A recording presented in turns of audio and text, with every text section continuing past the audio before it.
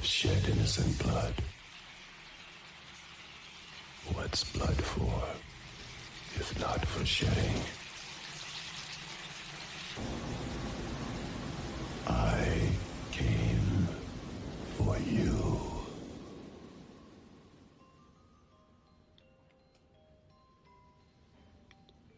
This is the scariest story I've ever heard, and it's totally true. It happened a few years ago near Moses Lake in Indiana. She looked in the mirror, and I don't know why, but she said his name the last time. Candyman. She turned out the lights. And what he saw turned his hair white from shock. Be my victim. Be my victim. I am the writing on the wall, the whisper in the classroom. An urban legend is a story that everybody feels that they've heard it from somebody who was just 1 degree removed from the source of the story. My friend heard it on the radio. It's true. These stories have actually no basis in fact, yet people believe them with a passionate intensity. There are 2 big blots in American history. The first one is the massacre of the Aboriginal Americans, and the second was slavery. Essentially, those 2 events aren't tangential to American history. They are the real history of America.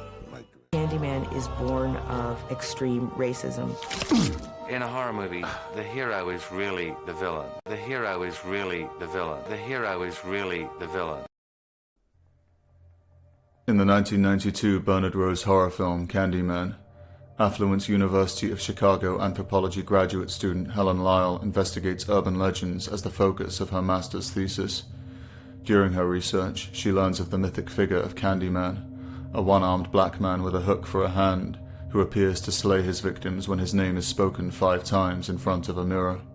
Skeptical, Helen and her friend and fellow student Bernadette jokingly attempt to summon him in Helen's bathroom, to no apparent effect. Helen's investigation takes her to the alleged site of Candyman's most recent murder in the deprived African-American housing project of Cabrini Green. Inside, she passes through a hole behind an apartment mirror to discover a painted shrine for Candyman in a derelict room, with an offering of candy left for him and the words "Sweets to the Sweet" written upon a nearby wall. Afterwards, she interviews the victim's neighbor, Anne-Marie, where she meets Anne's infant son, Anthony, and expresses her desire to someday have a child of her own. At a restaurant that night, Helen and her husband Trevor speak with an expert in modern folklore.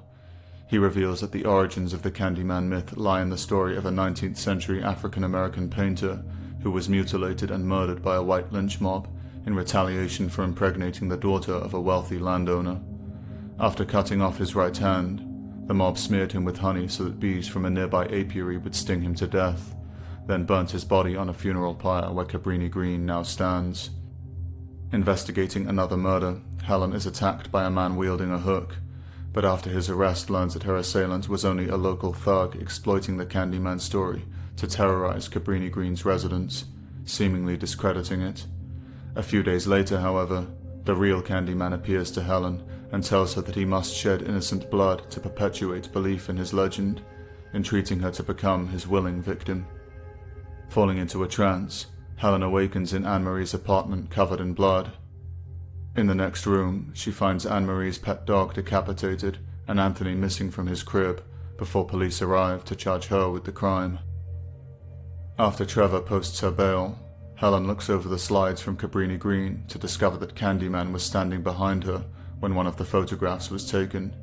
Appearing again, he breaks into the apartment to tell her that he has Anthony before killing Bernadette, leaving Helen to be framed for her murder. Committed to a psychiatric institution, Helen attempts to prove her innocence by summoning Candyman once more, who kills her psychiatrist and frees her from her restraints, calling on her to join him and witness a miracle. Helen returns to her apartment, but is distraught to learn that Trevor is now living with another woman. With nowhere to run, she heads to Candyman's lair. There, Candyman lays her upon an altar and, asking her to die in Anthony's place, kisses her, sending a swarm of bees down her throat. When she awakens, she finds her likeness painted on the shrine's walls, and realizes that she is the image of Candyman's past love. Following Anthony's cries, Helen climbs atop the pyre outside before the local residents, believing Candyman to be inside, set it ablaze. As the fire rages, Candyman reneges on his deal with Helen and tries to burn Anthony along with them to feed his legend. Breaking free at the last moment, Helen stabs Candyman through the heart with a burning plank and leaves him trapped in the flames. Her last act is to save Anthony before succumbing to her burns, ultimately fulfilling her bargain with Candyman to trade her life for the life of the child. At Helen's funeral, the people of Cabrini Green pay their respects, leaving Candyman's hook in her grave as a tribute. At her former apartment, a guilt-ridden Trevor peers into the bathroom mirror and speaks Helen's name 5 times. Like Candyman before her, Helen's vengeful spirit is summoned and kills Trevor before vanishing, leaving his new girlfriend screaming in terror. A mural of an immortalized Helen surrounded by her new faithful now adorns the walls of Candyman's shrine. The film's thematic subtext is established in its opening scenes, where Candyman asserts the necessity of shedding innocent blood for his cause as a swarm of bees descends upon the city of Chicago, imagery evoking the biblical scourge of the Book of Exodus. Accordingly, the first of Candyman's murders that we witness occurs in a town named Moses Lake. In Jewish tradition, Moses was a prophet and leader who fought to free his people from slavery, visiting the wrath of the Jewish deity upon their Egyptian captors in the form of 10 plagues, one of which was a swarm of insects. In making this thematic association with the Exodus narrative, the film's creators both draw an analogy between blacks in America and the Hebrews in Egypt, and assert that Candyman's violence is a punishment for white America's sins. In line with this theme, the victim of the Moses Lake murder is a blonde white woman wearing a crucifix, who is slain by Candyman in an archetypal white picket fence suburban home, Hollywood's recurrent emblematic symbol of white America, while in the midst of an adulterous tryst. Downstairs, her seated lover waits for her, his frame juxtaposed against a carved wooden duck perched behind him. Whites, we are told, are a sitting duck, oblivious to both their guilty past and their imminent karmic fate. These racial themes are further explored in the next sequence, where Trevor lectures his students on the subject of urban myths. Discussing a popular folktale which alleges that alligators inhabit America's sewer systems, one student interjects that the creatures went blind and albino from living in the dark, a charge of historical ignorance leveled at white Americans. Expanding on his own thesis, Trevor concludes that these urban myths are the unself-conscious reflection of the fears of urban society and a primordial reptile transformed into a monster, hinting at Candyman's origins in the white man's guilty conscience. Over the course of the story, we will learn that Candyman is the personified form of the collective generational trauma inflicted upon the non-white victim by his white persecutor. Thus, a black man's murder at the hands of a white lynch mob in retaliation for an interracial union, an attempted metaphor for American racism and segregation, was the genesis of Candyman and his bloodlust, a savagery now visited upon white and black victims alike. This racial mutilation and the violence it has engendered is symbolized by the murderous hook, which substitutes for the painter's hand severed by his killers, an unhealing wound that will serve as a bloody reminder of the white man's sin, as well as the instrument of his judgment. Throughout the story, this buried sin is symbolically represented by waste, and the film's visual language is replete with images of filth, drains, and toilets. White America's misdeeds, it implies, fester beneath the surface like the sewage beneath its cities. Correspondingly, Candyman is also an embodied manifestation of repressed white guilt. His spirit is summoned when his name is repeated into a mirror 5 times, denoting the self-reflection of the film's white characters. Helen finds Candyman's shrine located directly behind one such mirror, suggesting his psychological and spiritual presence within the white conscience. It is only after entering into this state of reflection and the acknowledgement of racial guilt that it signifies that Helen begins to fall under Candyman's possession, setting the stage for him to procure his vengeance through the creation of a white acolyte who will suffer and die as he did. As the film's protagonist, Helen serves as both the avatar of the white audience and a symbol of white America. Her initial skepticism and that of her academic peers functions as a metaphor for white America's supposed historical amnesia toward its racial crimes. Over the course of the story, Helen will overcome this skepticism and, through empathy with the racial other, become a believer in Candyman and the ancestral sin that he represents. This transformation begins when she witnesses firsthand the deprivation of Cabrini Green's black residents. It is furthered when she learns of the bloody origins of the Candyman mythos in White Prejudice, and almost becomes a victim of its violent legacy. Later, when Candyman kills Bernadette, Helen is covered in her blood. The blood of the black victim is literally on white hands, signifying white culpability for black America's violence. Accordingly, Helen is arrested, charged, and imprisoned by black authority figures, in a karmic twist that reverses the racial power dynamics of the American story. From the beginning, Helen is symbolically and subliminally associated with sacrifice. She drives a red car and wears red clothing, red commonly denoting sacrifice in Western iconographic tradition. Just before she first summons Candyman, she drinks red wine in an allusion to the sacramental wine of Christian ritual. Moments later, when she peers into the room behind the bathroom mirror, we see a cross formed from the shadows on the wall, prefiguring her atoning death in the film's climax. Most strikingly, in another scene, the camera lingers on a photograph of Helen stood in front of an Aztec temple, drawing a link between it as a place of sacrifice and the pyre upon which she will later be immolated. To grasp the significance of this symbolism and its real-world racial implications, however, it is first necessary to understand the meaning and function of the practice of sacrifice in human societies. According to the French philosopher René Girard, sacrifice serves to purge collectives of negative psychological contagions such as guilt and trauma that could threaten social cohesion and therefore jeopardize group survival. This is done through ritually imputing the sins of the group onto a chosen victim and then slaying them. The symbolic power of this act of purifying violence subsequently serves as a locus of tribal unity, cleansing the communal conscience and bringing otherwise antagonistic groups and individuals together in their shared destruction of a victim. In the Hebrew Bible, this practice was famously codified in the scapegoat ritual, wherein a goat would be symbolically laden with the sins of the Israelites, then slaughtered for the purpose of atonement. In Candyman's final act, this scenario plays out in a racial drama with significant metaphorical connotations. Throughout the story, Candyman repeatedly entreats Helen to become his willing victim. Seeking him out in his lair, she finds Candyman asleep upon an altar before, rising, he lays her upon the altar in his place in an act of sacrificial substitution, black traded for white, innocent for guilty. Then, in accord with the aforementioned scapegoat ritual, Helen is symbolically laden with his sin in the form of the bees that he transfers into her.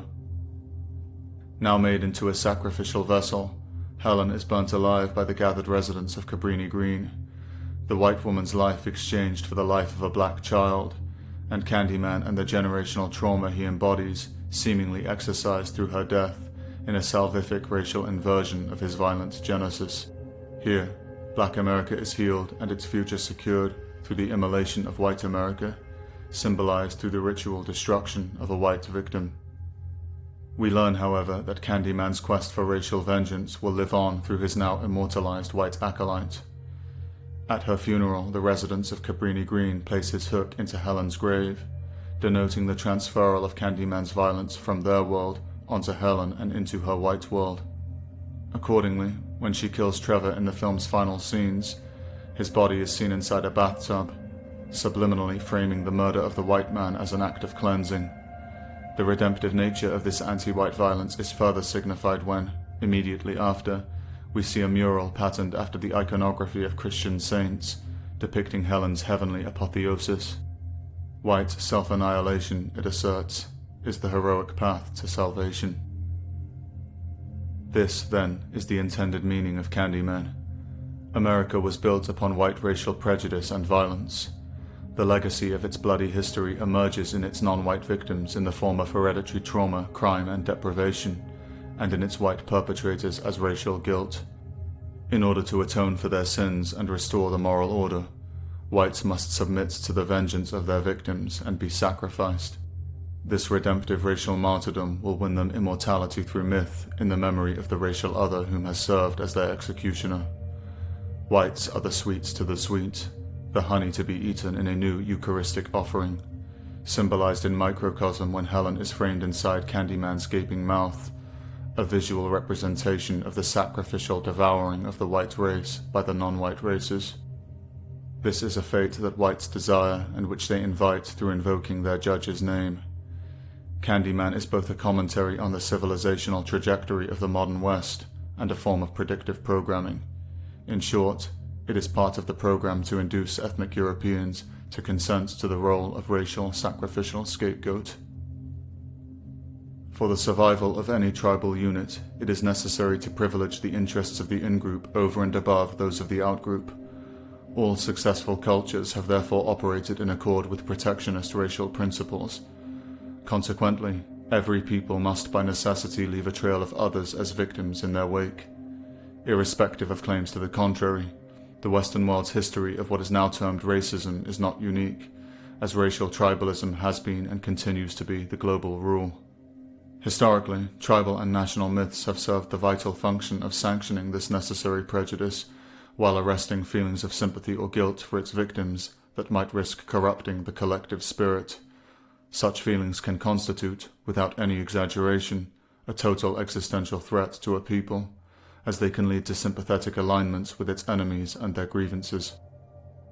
What this means is that the beliefs a people must hold and the actions they must take to ensure their own survival can, in the right context, be leveraged as a weapon against them in the form of guilt. It follows, therefore, that one of the most effective possible strategies for undermining a culture is to foster sympathy for its victims. This can be accomplished through programming the human consciousness via subverted mythological narratives to project its natural empathy, whose primary evolutionary purpose is to benefit the in-group, outwards and away from them, and towards the other. Candyman is one of many such constructed narratives, and it achieves this effect through attacking the spiritual consciousness of the targeted white audience by utilizing familiar, culturally ingrained tropes, symbols, and archetypes to attribute a kind of divinity to their supposed racial victim. This in turn transforms an individual instance of violence against the racial other into a sin against the sacred itself, thereby traumatizing the viewing subject into an amplified state of guilt and outgroup empathy. Through the mythic victim's resurrection, the sin is then symbolically immortalized to become a source of abiding generational guilt, capable of infecting the collective cultural memory.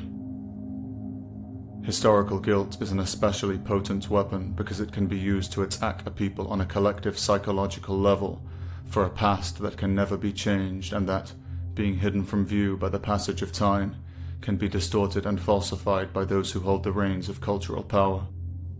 From the outset, America in particular, owing to its recent colonial origins, its history of slavery, and an enduring reminder of both in the form of its non-white populations, was ripe for such ideological exploitation, and these cracks in its foundations were noticed.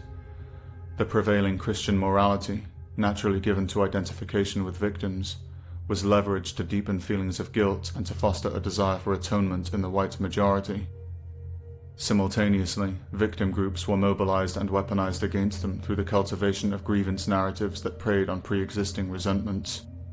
With the end of World War II and the consolidation of its new mythos, designed specifically to frame white collective self-interest as a moral evil, these narratives, now aided by Hollywood's global reach, would expand beyond America to commandeer the West in its entirety. Racial guilt was an atom bomb ready to be detonated inside the Western consciousness. White contrition would soon meet non-white vengeance, with existential consequences. Because we have been generationally conditioned to align ourselves with the racial other as victim, the overwhelming majority of modern Western culture's myths and stories, as well as every establishment account of our people's history, exhibits a radical outgroup preference. More, almost all of these narratives dogmatically positions ethnic Europeans as a uniquely evil and singularly culpable world antagonist. Each one wittingly or unwittingly serves to justify visiting upon us the very crimes it lays at our feet, from colonialism to slavery to genocide. Academia meticulously curates and reinterprets the historical record to serve these ideological ends. The controlled media manufactures without cease fictional crimes too to brand us with, so that we will be blamed even for the imagined sins contrived for us by their storytellers. Meanwhile, we are trained, through these stories and the institutions that perpetuate them, to accept this imputation of sin and the burden of punishment that it imposes. It is a perennial social and religious conviction that atonement requires the shedding of blood. To accept guilt for past sins is, therefore, to offer one's blood. To accept collective guilt is to offer the blood of one's people. By acknowledging the other's claim to victimhood, we mark ourselves as evildoers, and thereby grant our enemies total moral license in retribution against us. Simply put, whites who receive the brand of ancestral sin submit themselves, knowingly or not, to the tribal vengeance of the racial other, making of him a god that demands to be propitiated, and of themselves a sacrificial offering. Candyman is one of the many cinematic emissaries of the modern Western world's hidden deity, the avenging victim come to judge us, and to collect on the blood payment we have offered up. The white saviour of Hollywood stories, then, is really the white sacrificial lamb, and the many vengeful ghosts which haunt the cultural consciousness of the West are its necessary shadow and corollary, both born from the same psychic pathogen. For now that our culture's myths have been poisoned with guilt, just as its natural heroes have come to be seen as its enemies through by their gainful actions perpetuating the sources of guilt, so too have its enemies become its heroes by cleansing this guilt through the suffering they inflict upon us, and so their depredations are consciously or unconsciously revered as a deserved punishment. Thus, while the suffering of the racial other becomes a cause for our shame and contrition, whites feel their own pain to be redemptive, and therefore desire it. Indeed, the more terrible the fate, the higher the heroic calling in submitting to it. It is no wonder, then, that the fictional tormentors of our kind have for decades been celebrated as cultural icons, and their cinematic cruelty against us as a form of popular entertainment. They have always been intended as the secret protagonists of Hollywood horror, and their white prey its ostensibly deserving victims. This should be clear enough to anyone who understands the nature and objectives of the genre's principal purveyors, or who is attuned to the anti-white cultural zeitgeist of the present age. Without question, it is the predators of their creation with whom the culture controllers secretly identify, not the victims. The latter are our proxies, and the depravity inflicted upon them is a reflection of the system's feelings and intentions towards us. Some of the targeted white audience, subconsciously intuiting this coded subtext and the binary it is designed to entrench, align themselves with the predators and the real-world anti-white forces they represent, and turn upon their own kind. Others remain attached to identification with the doomed victim and render themselves powerless. Inside our current cultural paradigm, the binary is near inescapable. Either participate in one's racial destruction, or submit to it. To resist it has been rendered morally unthinkable. This is by design. The culture controllers grow stronger and we weaker as they debase and destroy our avatars upon the altar of the screen. The purpose of their program has always been the subliminal cultivation of victimhood. It is therefore unsurprising that we now yield to the rule of those who openly pursue our erasure, or that, like Candyman's victims invoking his name, we submit to the hatred and vengeance of the racial other. For in the pain and death they bring to us, they are fulfilling the modern West's allotted sacrificial purpose, playing the Candyman to its Helen. And when Candyman, secretly addressing the film's white audience, beseeches us to be his victim, it is the film's creators and the system they serve speaking through him, knowing that in the despair their myths have wrought, the lure of death is strong. Only when wearing the mask of fiction are they emboldened to speak so plainly. Otherwise this call for our self-annihilation is disguised behind appeals for tolerance, mercy, and compassion, but it remains nonetheless simply a call for our submission to their will. But why, one may ask, would the enemies of our people work towards these ends? If Girard is correct, and sacrifice is the source of order and unity in human societies, then it is also the true origin of political power.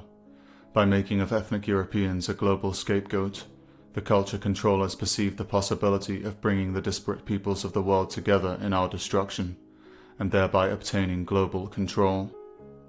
This is the purpose of the villain-victim dynamic that the engineered binary between whites and people of color is intended to signify.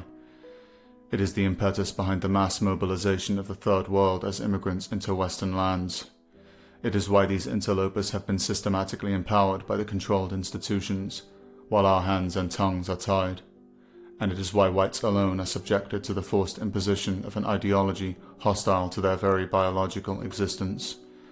All of the pieces are being put in place for the coming sacrifice.